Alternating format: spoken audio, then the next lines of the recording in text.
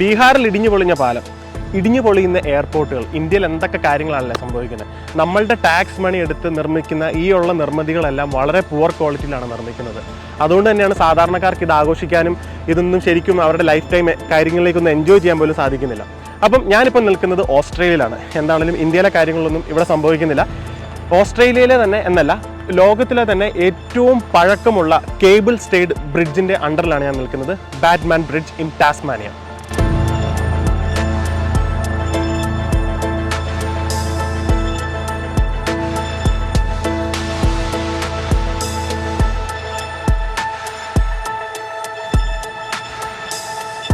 ടാസ്മാനിയയിലെ ലോൺസെസ്റ്റനിലെ 2 റീജിയനുകൾ തമ്മിൽ ചേർക്കുന്ന ഒരു ബ്രിഡ്ജാണിത്. ഈസ്റ്റ് ടെമാറും വെസ്റ്റ് ടെമാറും കൂടെ കണക്ട് ചെയ്യുന്ന ഒരു ബ്രിഡ്ജാണ്. ഈ ബ്രിഡ്ജിന് ഒരു ഹിസ്റ്ററി ഉണ്ട്. ജോൺ ബാറ്റ്മാൻ എന്ന് പറഞ്ഞ ഒരാളാണ് ഈ ബ്രിഡ്ജ് നിർമ്മിച്ചിട്ടുള്ളത്. അദ്ദേഹത്തിന് സെക്കൻഡ് നെയിമായിട്ടുള്ള ബാറ്റ്മാനാണ് ഈ ബ്രിഡ്ജിന് എടുത്തിട്ടുള്ള പേരെന്ന് പറയുന്നത്. 1968 നിർമ്മിച്ച ഒരു ബ്രിഡ്ജാണിത്. ഇത് 56 വർഷമായിട്ടും ഒരു കുലുക്കവും ഇല്ലാണ്ട് നിൽക്കുന്ന ഒരു ബ്രിഡ്ജാണ്.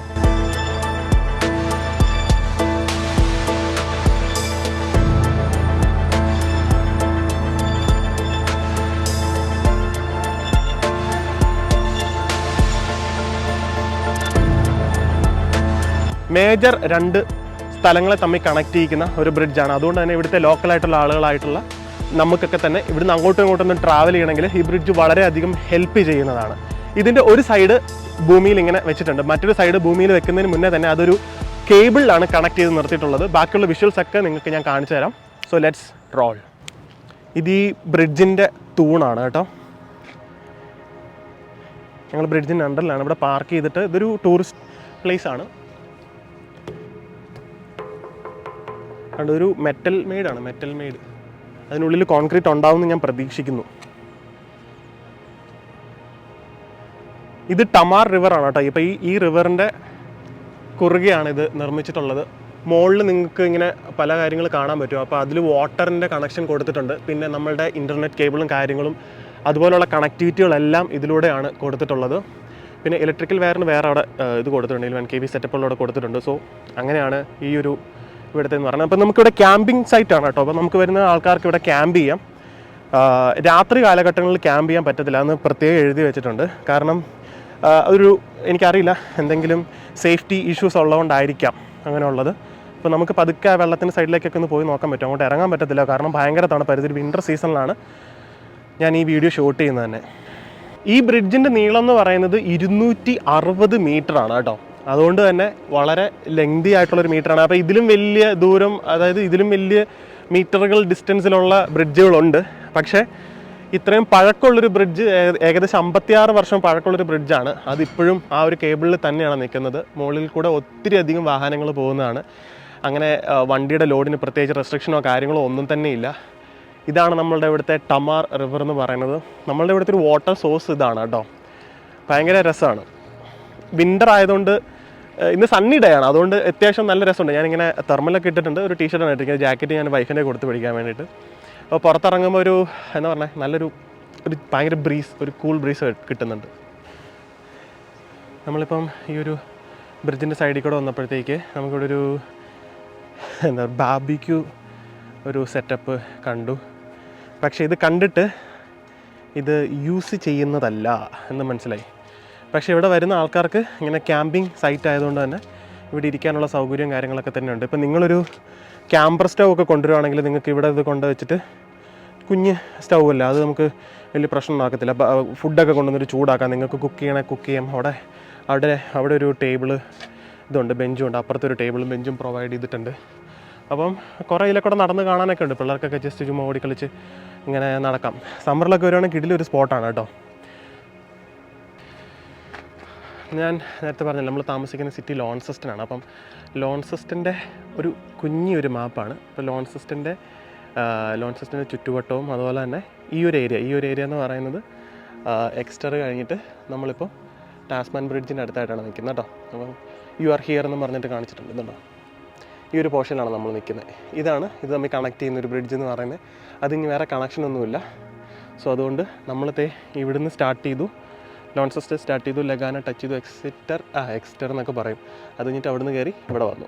സോ നമ്മൾ ഇനി ഇതിലെ കൂടെ തിരിച്ച് നമുക്ക് ലോൺസെസ്റ്റർ പോകാൻ വേറൊരു വഴിയുണ്ട്. പക്ഷേ നമ്മൾ വേറൊരു റൂട്ടാണ് എടുക്കുന്നത്. കാരണം ഓൾറെഡി ആ റൂട്ട് നമ്മൾ എപ്പോഴും ട്രാവൽ ചെയ്യാറുള്ളതാണ് കേട്ടോ. ഇവിടുത്തെ ഡീറ്റെയിൽസ് ഒക്കെ എഴുതിയിട്ടുണ്ട്.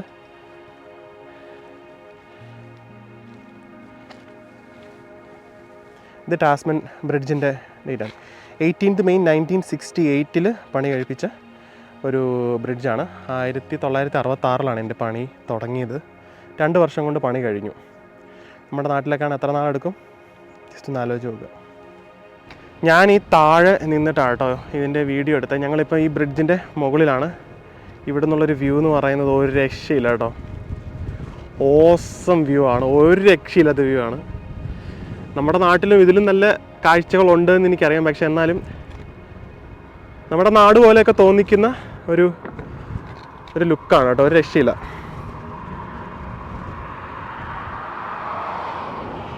നല്ല പൊക്കത്തിലാണ് ഈ പാലം നിർമ്മിച്ചിട്ടുള്ളത് കേട്ടോ. ഇതാണ് ആ പാലത്തിനെ തൂക്കി നിർത്തുന്ന, പിടിച്ചു നിർത്തുന്ന ആ ഒരു കേബിൾസ് എന്ന് പറയുന്നത്. സോ ഈ സൈഡിലാണെങ്കിൽ കേബിൾ കാര്യങ്ങളൊന്നും തന്നെ ഇല്ല. അവിടെ തൊട്ട് സ്റ്റാർട്ട് ചെയ്ത് കഴിഞ്ഞാൽ ഇതിൻ്റെ ഈ പാലത്തിൻ്റെ ഫുൾ വെയിറ്റ് ഈ കേബിളിലാണ് നിൽക്കുന്നത്. 1968 നിർമ്മിച്ച പാലമാണ്. 56 വർഷം കഴിഞ്ഞിട്ടും അത് അതുപോലെ തന്നെ വളരെ സ്ട്രോങ് ആയിട്ട് നിൽക്കുന്നു.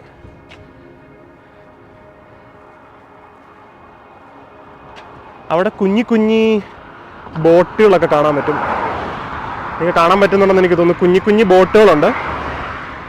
അതൊക്കെ പ്രൈവറ്റ് ആയിട്ടുള്ള ആളുകളുടെ ബോട്ടുകളാണ്. അവരിങ്ങനെ ജസ്റ്റ് ഇതിലെ കൂടെ വെള്ളത്തിലൂടെ ഓടിച്ച് കളിക്കാൻ വേണ്ടിയിട്ട് മേടിച്ചിരിക്കുന്നതാണ്. അതിൻ്റെ ഇതുണ്ടാവും. ഈ റിവറിൻ്റെ സൈഡിൽ ഒരാളുടെ വീടാണ്. നല്ല രസമുണ്ട് കേട്ടോ കാണാൻ. ആ സൈഡിലായിട്ടൊരു പള്ളി പോലത്തെ എന്തോ ഒരു സാധനം കാണുന്നുണ്ട്. കൈൻഡ് ഓഫ്, എനിക്ക് കണ്ടിട്ട് പള്ളി പോലെ തോന്നുന്നു. പക്ഷെ പള്ളിയാണോ വീടാണോ എന്ന് അറിയില്ല. എന്തെങ്കിലും ചെറിയൊരു ചാപ്പൽ പോലത്തെ എന്തെങ്കിലും സെറ്റപ്പ് ആയിരിക്കും. പക്ഷെ ഒരു രക്ഷയില്ല കേട്ടോ, ഒരു രക്ഷയില്ല. ഇതിൽ മറു സൈഡാണ്. നമുക്കത് പതുക്കൊന്ന് ക്രോസ് ചെയ്യാം.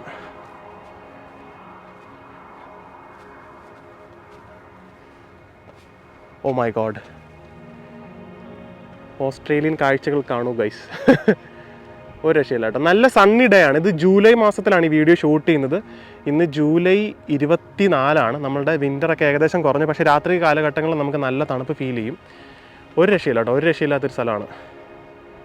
ഓസം.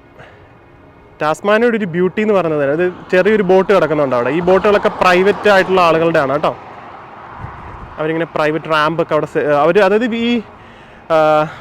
ഈ റിവറിൻ്റെ നദിയുടെ തീരത്ത് വീടുകൾ വെച്ച് താമസിക്കുന്ന ആൾക്കാരുണ്ട്. അവരിങ്ങനെ പ്രൈവറ്റ് റാമ്പ് പണിതിട്ടുണ്ട്. കാരണം നിങ്ങൾക്ക് അവിടെ കാണാൻ പറ്റും. നിങ്ങൾ ആ ഫ്രണ്ടിൽ കാണുന്നത് പ്രൈവറ്റ് റാമ്പാണ്, ആ പച്ച കളറിൽ കാണുന്നത്. സോ ആ റാമ്പ് അയാളുടെ പേഴ്സണലാണ്.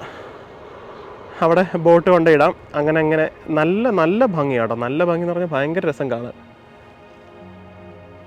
നമുക്ക് ഇച്ചിരി ആ ഒരു കേബിളിൻ്റെ അടുത്തേക്ക് പോകാം. കേബിളിൻ്റെ ആ ഒരു ഇത് കാണാൻ വേണ്ടിയിട്ട് എനിക്ക് ഭയങ്കര ആഗ്രഹം, അടുത്ത് നിന്ന് കാണാൻ വേണ്ടിയിട്ട്. അപ്പോൾ ഞങ്ങൾ ആ പാലം നടന്ന് ക്രോസ് ചെയ്യുകയാണ്.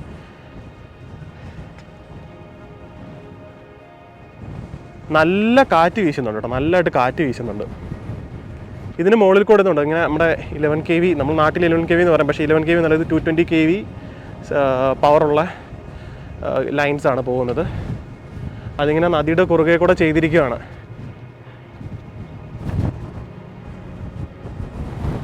ഇതാണ് കേട്ടോ ആ ഒരു കേബിൾ എന്ന് പറയുന്നത്.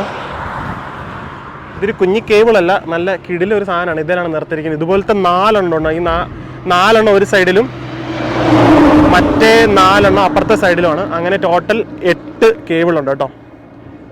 വളരെ അതിമനോഹരമായിട്ടുള്ളൊരു കാഴ്ചയാണ് എന്താണെങ്കിലും. സോ ഈ ബാറ്റ്മാൻ ബ്രിഡ്ജിനെ പറ്റി എടുത്തു പറയേണ്ട ഒരു കാര്യം എന്താണെന്ന് ചോദിച്ചു കഴിഞ്ഞാൽ, ഞാൻ ആദ്യം ഈ വീഡിയോ സ്റ്റാർട്ട് ചെയ്തപ്പോൾ പറഞ്ഞായിരുന്നു, ജോൺ ബാറ്റ്മാൻ എന്ന് പറഞ്ഞ ഒരാളാണ് ഈ ഒരു പാലം നിർമ്മിച്ചിട്ടുള്ളത്. അദ്ദേഹത്തിൻ്റെ ചെറുപ്രായത്തിൽ തന്നെ മരിച്ചു പോവുകയുണ്ടായി. 38ാമത്തെ വയസ്സിലാണ് അദ്ദേഹം മരിച്ചു പോയത്. പക്ഷേ അതിനു മുന്നേ എനിക്ക് പറയാനുള്ളൊരു കാര്യം എന്ന് പറഞ്ഞാൽ, ഈ ജോൺ ബാറ്റ്മാൻ ഒരു പ്രത്യേകതയുണ്ട്. അദ്ദേഹമാണ് നമ്മുടെ ഓസ്ട്രേലിയയിലെ മെൽബൺ എന്ന് പറഞ്ഞ സ്ഥലം കണ്ടുപിടിച്ചത്. മെൽബണിൻ്റെ ഫൗണ്ടറാണ്.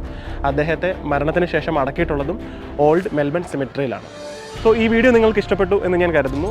നിങ്ങളുടെ ഫ്രണ്ട്സ് ആൻഡ് ഫാമിലിയായിട്ട് നിങ്ങൾ ഷെയർ ചെയ്ത് കൊടുക്കുക. ഒരുപാട് ഹിസ്റ്ററി നിറഞ്ഞിട്ടുള്ള ഒരു സ്ഥലമാണ് ടാസ്മാനിയയും നമ്മളുടെ ഈ ലോൺസെസ്റ്റിനും എല്ലാം തന്നെ. അതുകൊണ്ട് തന്നെ ഞാൻ നേരത്തെ പറഞ്ഞ പോലെ തന്നെ പല ഇന്ത്യയിലെ പാലങ്ങളും ബിൽഡിങ്ങുകളൊക്കെ ഇടിഞ്ഞു വീഴുന്നു.